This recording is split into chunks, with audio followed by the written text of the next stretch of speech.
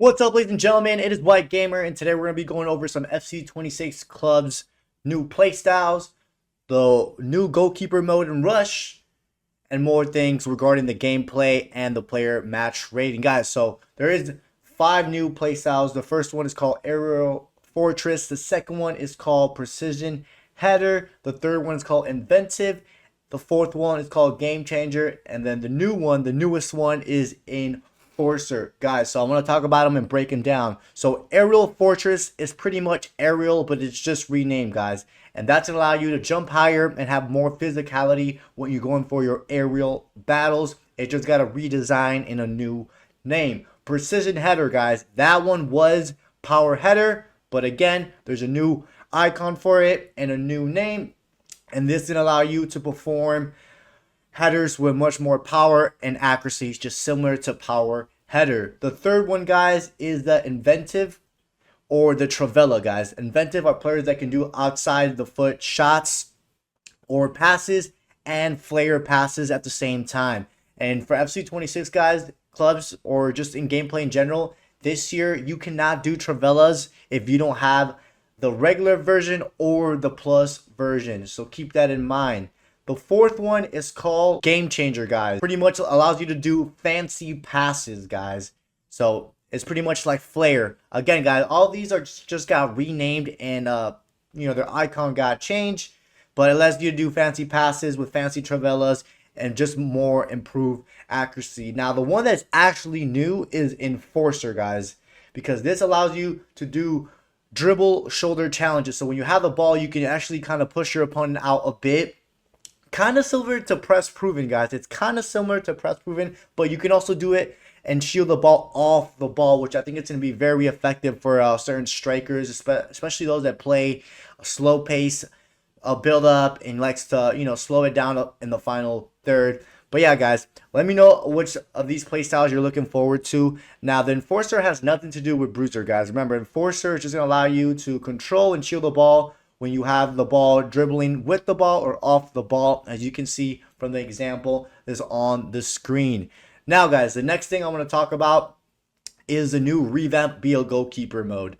Now, for those that don't know, you can finally be a goalkeeper in Rush. And the footage that you guys are seeing right now is actual footage from Club Rush. You can just see because of the C around the stadium, the C flags. Now, guys, there's also some other things we need to talk about this gameplay. If you look in the bottom left corner or right corner, you can see like a profile of your pro or like a pic of a pro. And next to it, there's like a number. I don't know if that's the level that your pro is currently at. Now, I don't know if that feature will only be in Rush where it shows a picture of your pro. Also, guys, there's also new visuals for goalkeepers. If you guys look at this image, there's like a little shield or an indicator which tells you which direction the ball could potentially go. You're still going to have to dive for the ball and that, but there's new visuals for goalkeepers. Now, I don't know if goalkeepers in console are going to have 60 FPS, because if you play on PC and you play a goalkeeper, you do have 60 FPS, but if you're on console and you play goalkeeper, you only have 30 FPS. That has not been confirmed yet by EA if console players that play goalkeeper will have 60 FPS. But yeah, they're finally going to have goalkeeper in Rush that you can control. The quick chat will still be a part of Rush in clubs in general. And like I said, there's new visuals for goalkeepers. Now, guys, if you guys didn't know, online and offline gameplay will have its own separate gameplay. So for those that play clubs and Ultimate Team, you're going to have something called competitive gameplay, which it's very good. Now, one of the things I want to focus from the competitive gameplay, because there's a lot, is there's going to be less AI defending. So I don't know if this is going to be a good thing for clubs, because the AI defenders are already bad as it is. I think it has to do more with Ultimate Team. But one of the biggest thing is, guys, the corner kicks. There's going to be fewer players on corner kicks when you have your corner and you're attacking, which is very good, guys. That was a big issue this year in clubs and even in Ultimate Team, where it was super easy to get countered, guys. Super, super easy, because there would only be 2 bots back there defending. But now there's going to be less players attacking and more defending. Also, I hope it gives you the option to do that in the tactics from your formation page.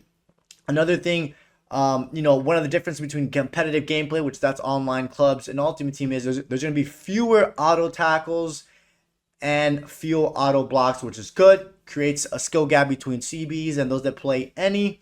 So those are just some of the like biggest or fundamental things from the competitive gameplay. You guys can pause this image if you guys want, but yeah.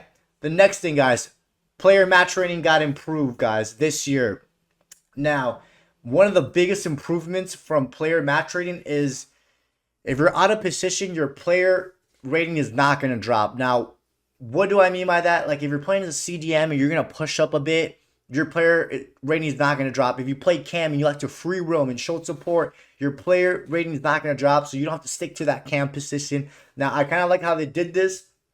And now your player rating will be impacted depending on your position. For example, short passing, shooting, your defending, your goalkeeping, all that is going to be impacted if your teammates, if you get a red card, if you score individual goals or you get an assist, all these are going to impact your player match rating. And a cool thing is it gives you a breakdown, guys. It will give you a breakdown on your match rating.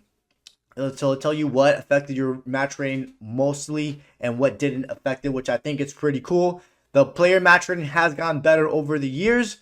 I've seen way more goalkeepers in FC25 get player of the matches because they made a lot of saves and kept their team in the game. So it is really cool. Now, they're going to talk about it way more in the club's pitch notes that is coming soon on the changes for match rating, but overall the player match rating is going to get improved. Now, guys, these last two things, they might not be a big deal for most of you guys, but there's people that are colorblind, which can't see certain colors, so they added something called high contrast mode, which gives you more contrast to certain colors for those that are colorblind, which is good.